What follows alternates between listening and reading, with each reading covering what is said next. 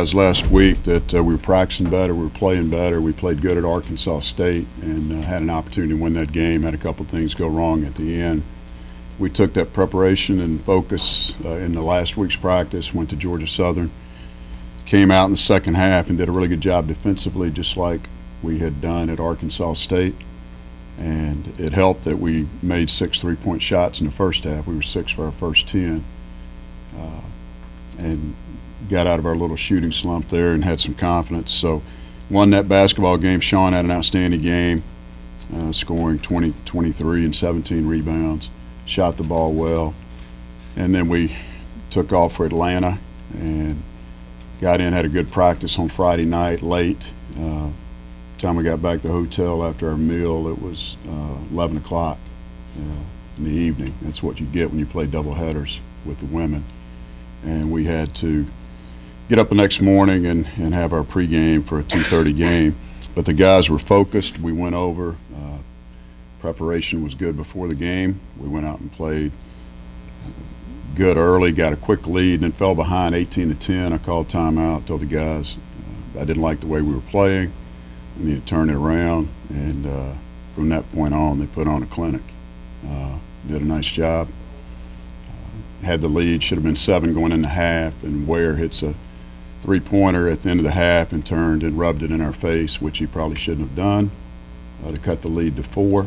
And we went out the second half and played really good defense again, took good care of the basketball, and dominated every phase of the game. Made the most 3-point shots we've made since UCLA. It was good to see our guys, our guards, Casey, Jay Wright, and Hayward Register shot 11 for 22 for the game, and that was important. That got all those guys up over 30% for the year, even though a couple of them are 31, but we'll take it. We're headed in the right direction. And we dominated the glass, won by 17. They got their first offensive rebound with less than 10 minutes to go in the game. So it shows you rebounding is energy and it's preparation. So we did a good job there, and as I said earlier, took good care of the basketball by having just 5 turnovers and did a good job for the whole game. I was pleased. We had some guys come in and contribute that had not been on this past road trip. Devontae Walker had 2 good games, even though they were limited minutes. He gave us a boost in each game, and that was encouraging to see. Hayward came in and made shots as well and gave us some extra boost off the bench. Now turn our focus to South Alabama, getting ready for these guys. Last year we didn't match up well with them.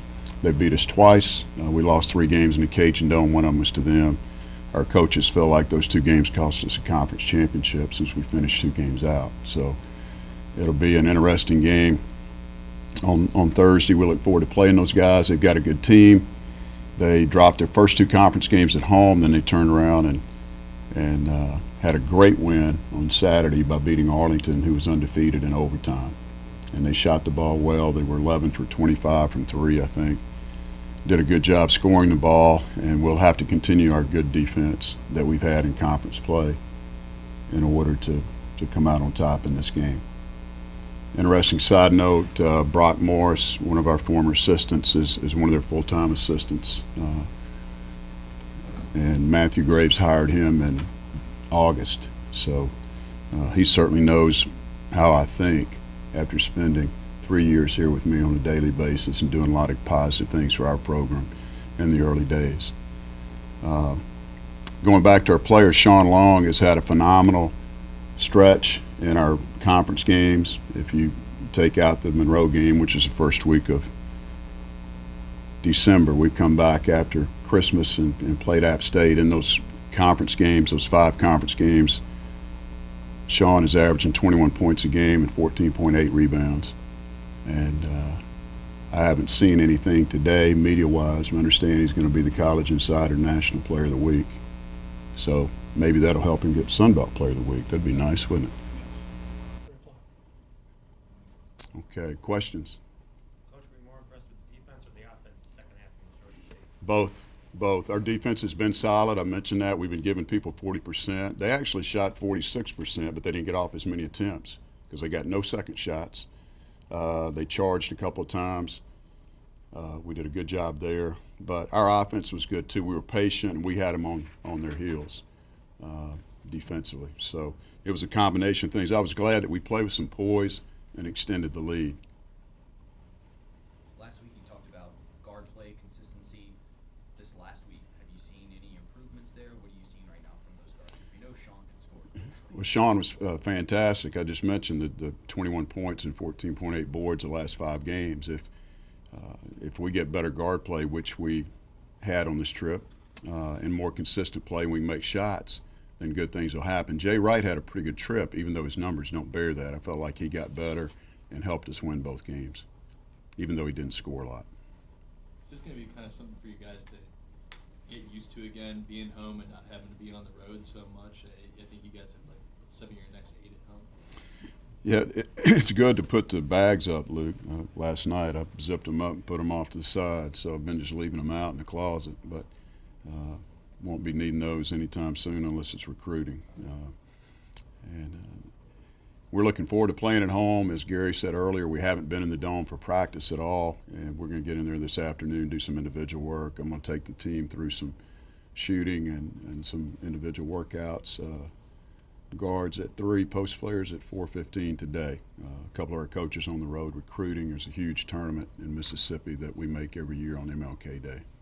Is it correct to say that your performances in these past 4 road games, you think that's really helped turn your season around, conference season? Well, you can say that it turned it around. We said that at Georgia Southern last year. Gary was talking about being 4-1. We were 4-0 last year. We go to Georgia Southern. We don't play well. We come home. We lose to South Alabama in the second half where they outscored us. We didn't defend. So we said this year we're going to go to Georgia Southern. We're going to turn our season around. Although we knew that we were close. Our goals last week are the same they are this week. They've never changed. They've never wavered. And that's to win our home games, to win the conference and win the conference tournament and advance in the NCAA tournament. It's always been an option. We just happen to play a lot of road games, as you guys note every time. Coach, just because of the way the makeup of your schedule was, I know that, like you said, the goals hadn't changed and the expectations were high. Y'all had to endure a lot of, it's a time where you can start doubting each other, finger pointing, all the kind of stuff that can happen in the season the way it's had. Was this weekend an evidence that y'all handled that well? Or how did all that go? Yes, we talked about adversity last week, and that I told the guys we're going to circle the wagons and close our inner circle a little bit, come together, and we've done that.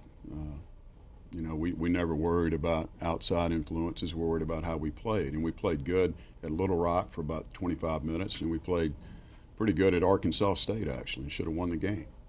And that's why coming back last week, I was in good spirits. I knew that we're in a good place with this team. With that said, there's a lot of basketball to be played. We've got to be sharp. We haven't done anything yet but win a couple of road games. Now, we have played some tough venues on the road, too. I don't think many people will win at Atlanta. They won, 15 in a row and 34 of 35. I also said last week we were due to play well there and we were due to bust out shooting the ball, and all that stuff proved to be true. But that's a tough venue. Monroe's undefeated at home. Not many people will win in Monroe. And then Little Rock is undefeated at home. So we've played at some of the tougher places. We still have to go to Arlington, and every trip in conference is tough on the road. But we need to protect our home court now, continue to play well. It doesn't really matter where we are. But this is an opportunity for us to make up some ground. Was that Georgia State win what you thought all along they were capable of, or was it even beyond maybe what your reasonable expectations? Now, we expected to win. I think we went in and played good in the first half, and then the second half we came out and punched them. They didn't punch back. I don't know if you guys watched the game. I know no one was there, but we played well and did it for 40 minutes. So our expectations were to go win. We didn't think it would be by 33 maybe, Tim. The team has won 15 in a row at home. But they didn't fight back. I can't control that. Is that even better than the second half at UCLA? Your half? Yes, in my mind it is. We did everything well, and the guys continued to focus. And I could not see the score Kevin, from where I sat. The shot clock blocked it out, and that's the only place I could see it. And during the stoppage at the end of the quarters or timeouts, it wouldn't be on the overhead. So I could only see one digit, and I couldn't see their score. We were up 18, I think, and I thought we were up 8, and we just kept continuing to drive it. Mike Murphy was laughing. He was trying to walk around it a little bit to tell me the score. But we continued to play all the way through the second half, and that was encouraging. So from that standpoint, it was our best half. Does South Alabama's win at UTA maybe make them more of or against UTA, make them more of a threat because they're coming in with that momentum? Probably. They beat us last year here in a game that we were up. I think Sean had 22 rebounds in that game. Played really well, but we got in a shooting match the second half, and they outshot us and beat us. So they can score the basketball. We'll have to be prepared. And as I mentioned earlier, a couple of our coaches feel like they cost us a conference championship last year. Bringing back virtually the same core group of players, right, from last year's team. They lost one guy that really played good against us both times. Yeah. In fact, here he may have been the leading scorer. And they lost their center, too, who transferred, who wasn't really a factor in the game, but he transferred and went back east. But the rest of the guys are the same. Ken Williams is an all-conference player preseason. He can really shoot the ball. I think he made 6 threes the other night against Arlington, but he's a very explosive shooter, and we have to contain him. 5-2 over your last 7. Do y'all feel like there's any kind of momentum kind of finally starting to build? Certainly hope so.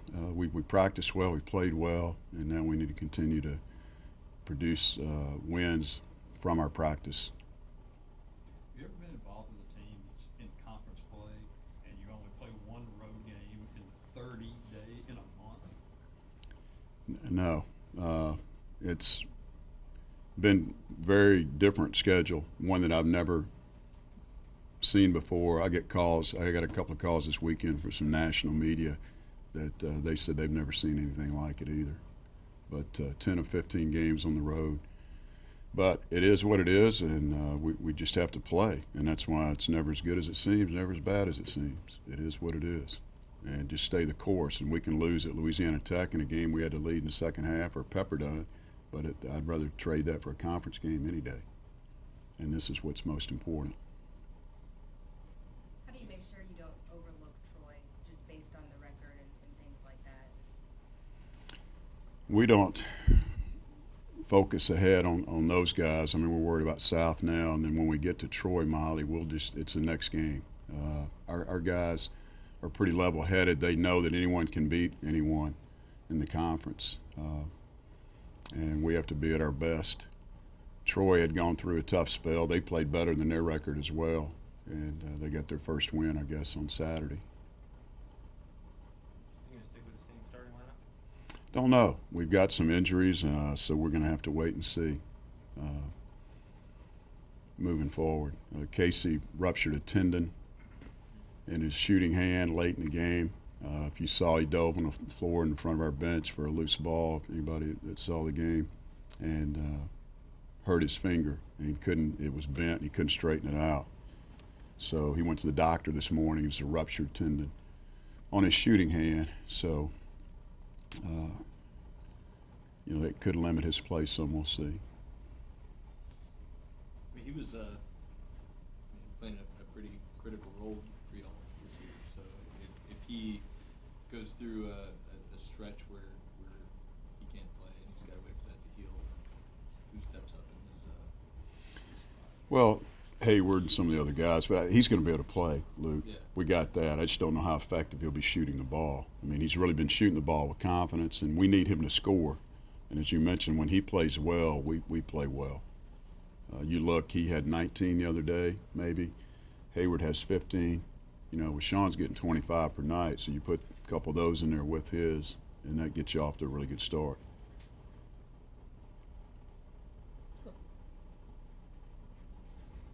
Okay, all right, we'll open up for questions in regards to today's release.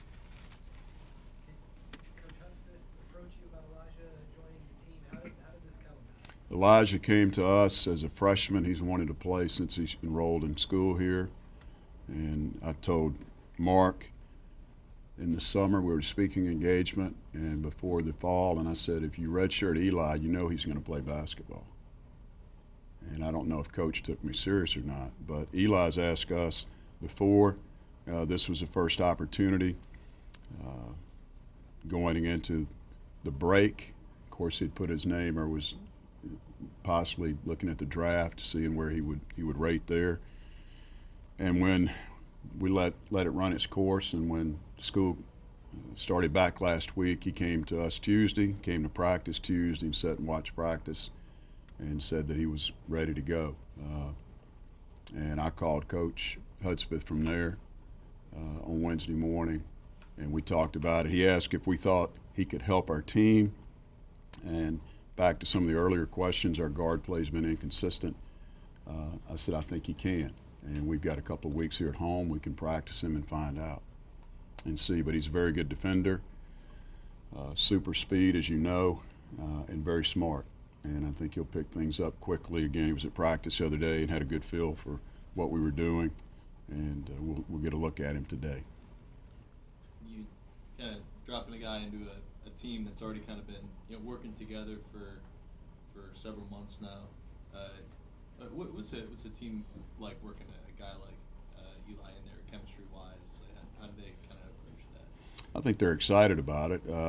They're all friends. Sean offered his locker. We don't have another locker in the Cajun Dome, and Sean said that he could split his locker with him.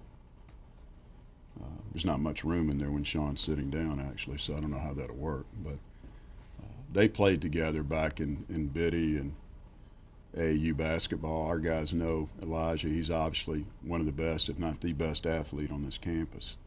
And I think it's a good opportunity that we'll get a look at him and see if he can help our team. But the guys are excited. The chemistry going forward, we'll just have to wait and see. But, I mean, nothing's going to happen unless Eli makes it happen. If he can help us cut down the nets, then that'd be great. And if he can't, he'll probably be back in spring football in a few weeks. Have you ever had experience with a dual sport player before? Yes. No. My second year, won the league at Sam Houston State and had a tight end, or starting tight end, who was drafted, played several years in the NFL. Keith Heinrich played for Saban at Miami, played for the Browns, Panthers, played for several teams.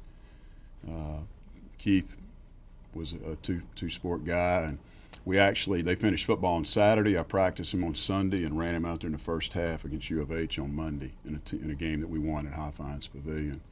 So Keith was a good one for us, for sure.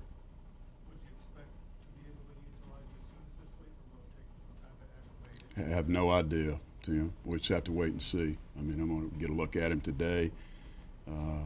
He'll have to wear off a little rust, certainly, and we'll have to get a look at him and see how he progresses. But with Casey, his finger, we'll see how bad that is. I don't anticipate anything, and I don't think Eli can shoot the ball like Casey. I don't remember him doing that in high school. I remember he's a pretty good player. But from a leadership standpoint, I think he helps us. He's certainly well respected, and I think that'll help with our guys also. And if he plays well, then he'll get an opportunity to play. Pure two? Is he a pure two? No, not necessarily.